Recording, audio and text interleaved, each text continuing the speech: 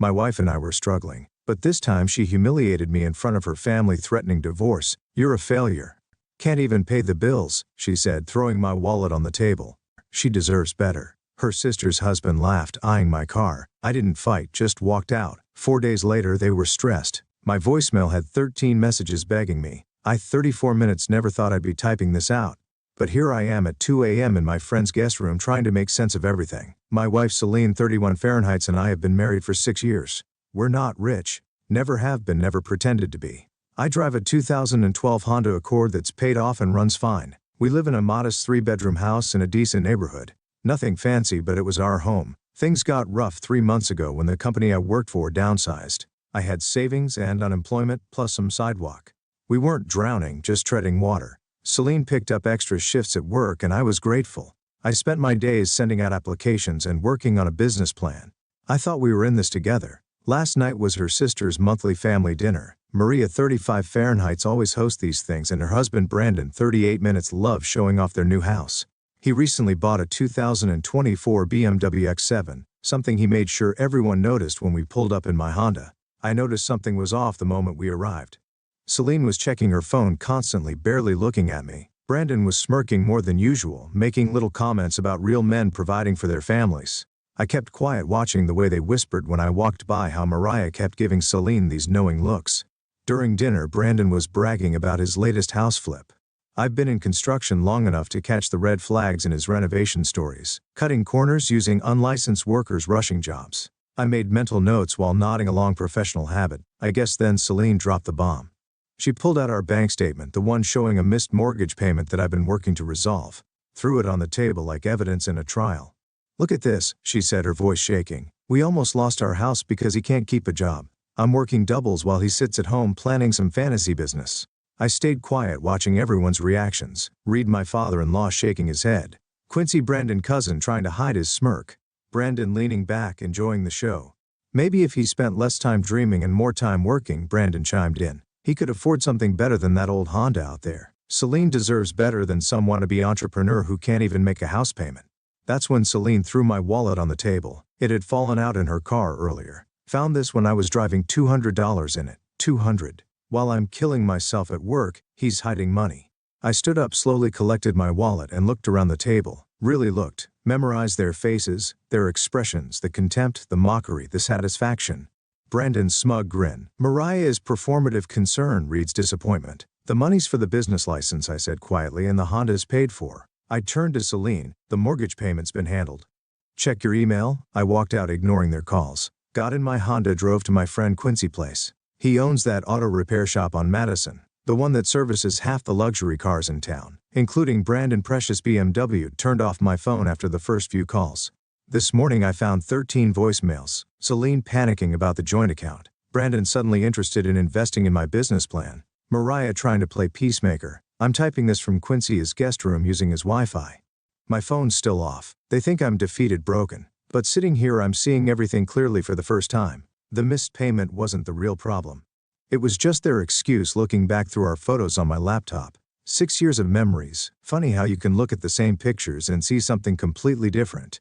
All those family dinners, those smiling faces. Now I see what was really behind those smiles. I've got meetings lined up this week. Contractors I've worked with before, suppliers who know my name. Turns out a lot of people in this town aren't fans of brand and business practices and my business plan. It's been ready for weeks, just needed the right motivation to pull the trigger. They thought throwing my old Honda in my face was an insult, thing as the car's paid for, no debt. Unlike Brandon BMW that Quincy says is already having transmission issues after just 3 months. I'm not posting this for advice, just needed to write it down somewhere. Got a busy day tomorrow. Lawyers to see, papers to file, hands to shake. The funny thing about being underestimated. People don't see you coming. 2 weeks since my first post. I've maintained radio silence, no returned calls, no responses to messages, just been doing my thing. Celine called every day, then started testing from different numbers. "What's happening with the accounts? Why aren't you answering my mom? I've been busy." Remember Quincy, my friend with the auto shop? Turns out he doesn't just fix cars. Half the successful business owners in town trust him with their BMWs, Mercedes and other grown-up toys, and they love to talk, especially about their construction projects. Quincy said to me last night, handing me a beer. Funny thing about Brandon, BMW 3 months old, and already transmission problems, and what he can't even afford the repairs. I was sitting in his office going through papers. The last 6 months I wasn't just dreaming about business like Celine thought. I was learning online business management courses, building codes, financial planning. Every spare minute. There was a knock at the door. It was Reed, my father-in-law. Didn't expect to see him here. Ryan, he looked uncomfortable. We need to talk about Brandon, work on my properties. I silently gestured to a chair. Listen, he started. I know that dinner we all behaved not great, but that's not it. I started checking the work Brandon did, and I pulled out a folder of documents, photos, estimates, inspector reports. You mean this about how he used unlicensed workers or the low-grade materials at premium prices? Reed went pale. How did you? I wasn't sitting at home dreaming like everyone thinks I was watching, learning, preparing. Next day I opened my office, small but professional. 3 experienced crews who knew me from past work immediately agreed to join. They were tired of Brandon's way of doing things too. The phone kept blowing up. Celine, her family, even Brandon. Now he wanted to discuss partnership opportunities. I didn't answer, just worked. First major contract came unexpectedly. The Wilsons, one of Brandon's best clients, their kitchen, he renovated, started falling apart after 6 months. They found me through mutual connection. We heard you do things right? The first time Mrs. Wilson said I did their renovation perfectly right, price warranty. They told their friends yesterday. Mariah called crying. Ryan, please. Brandon is panicking. Clients are canceling contracts. The bank is asking questions. He's not sleeping. Interesting. I replied I wasn't sleeping either when your husband laughed at my Honda. By the way, how's his BMW still in repair at Quincy's? Celine sent a long message this morning about how she misses me, how she's sorry, how she didn't know about my plans and studies. I read it and delete it. My business is growing slowly but surely, doing work right. No cutting corners. Every satisfied customer brings 3 more. Would I still drive that same Honda? It runs perfectly just like my plan. Today got a letter from Brandon, lawyer. Something about unfair competition and defamation. Funny thing. Truth is the ultimate defense against defamation. Even funnier. Next week I'm meeting with the bank that gave Brandon his business loan. Seems they have questions about some of his declarations. Quincy says Brandon BMW needs major repairs, expensive ones, very expensive.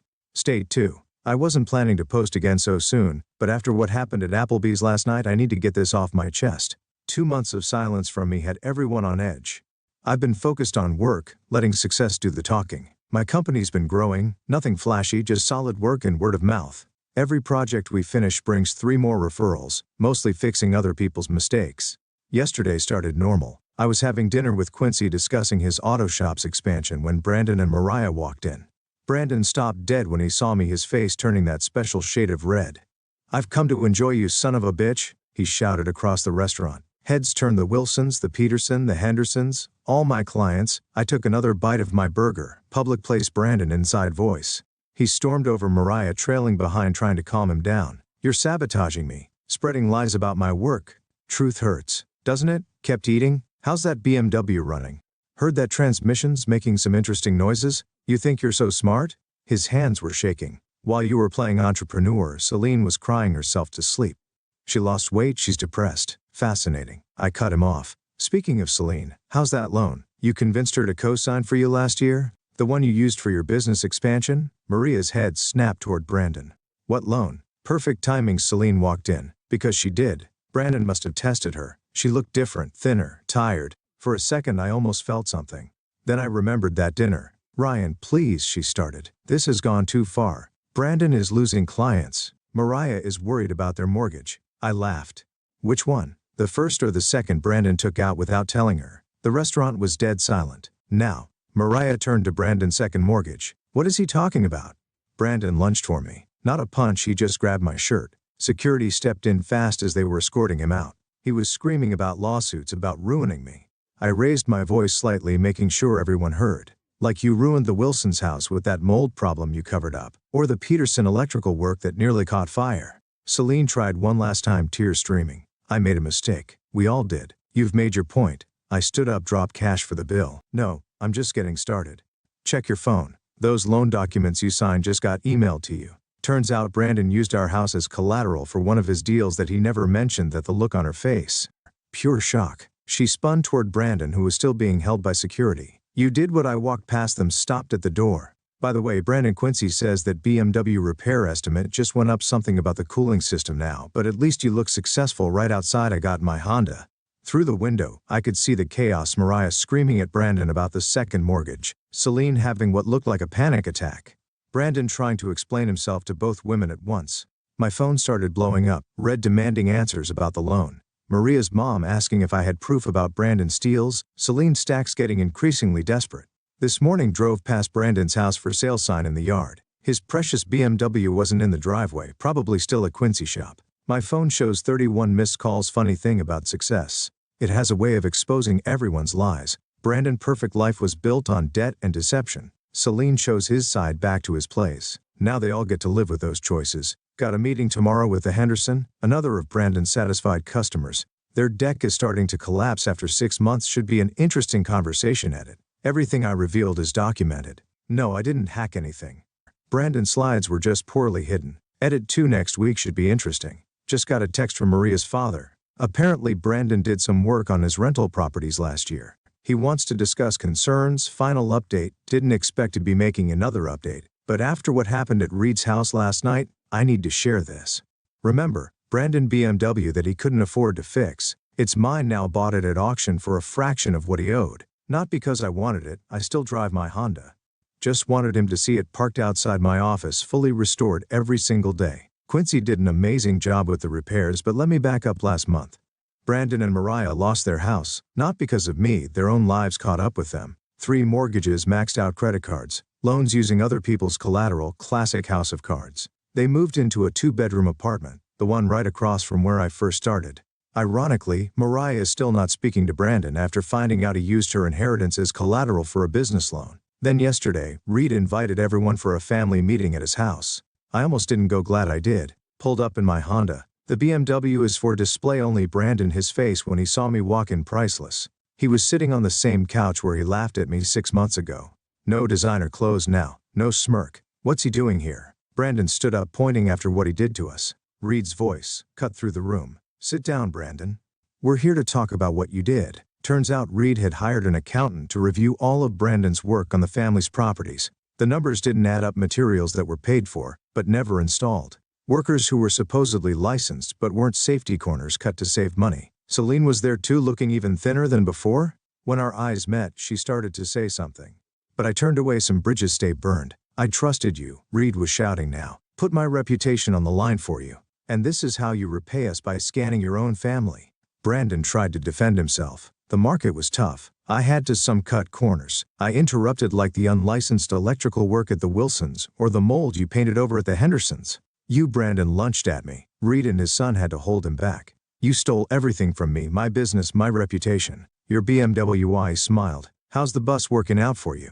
That's when Celine lost it. Stop it. Both of you just stop. She was crying, makeup running. This isn't what family does. Family, I laughed. Like when you all sat around this table and laughed at the failure who couldn't make his mortgage payment.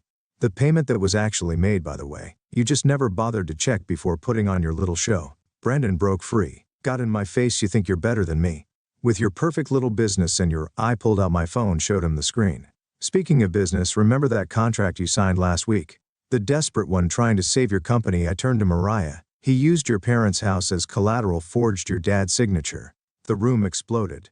Mariah screaming at Brandon. Reed calling his lawyer. Brandon trying to explain. Celine having another breakdown. I walked to the door, stopped, turned around, almost forgot. Brandon, remember how you always made fun of my Honda, called it a poor man's car? I tossed him the BMW keys. It's fixed now. Quincy did great work. I'm selling it next week to the Wilson son. You remember them, right? The family whose house you nearly burned down with that cheap wiring. As I left, I heard things crashing inside. Brandon screaming about lawsuits again. Mariah yelling about divorce. Reed threatening to press charges over the forgery. This morning, my phone's been blowing up. Celine sent a long text about how I've changed, how I'm not the man she married. She's right. I'm not the man who would sit quietly while being humiliated. Brandon has been calling from different numbers, left a voicemail begging for a job. Any position, even entry-level, deleted without listening to the end. The family's in shambles. Brandon and Mariah are divorcing. Celine is moving back in with her parents. Reed's facing questions about his own business dealings. The perfect family destroyed by their own lies. Me. Business is booming. That Honda I was mocked for still runs perfectly. No payments, no debt. Just like my business. Karma is not a bitch. She's just really patient at it to those asking. Yes, I have documentation for everything. No, I won't press charges. Living well is better. Revenge at it too. Brandon just got served divorce papers in my office where he came to beg for work again. Process server used to be his best friend.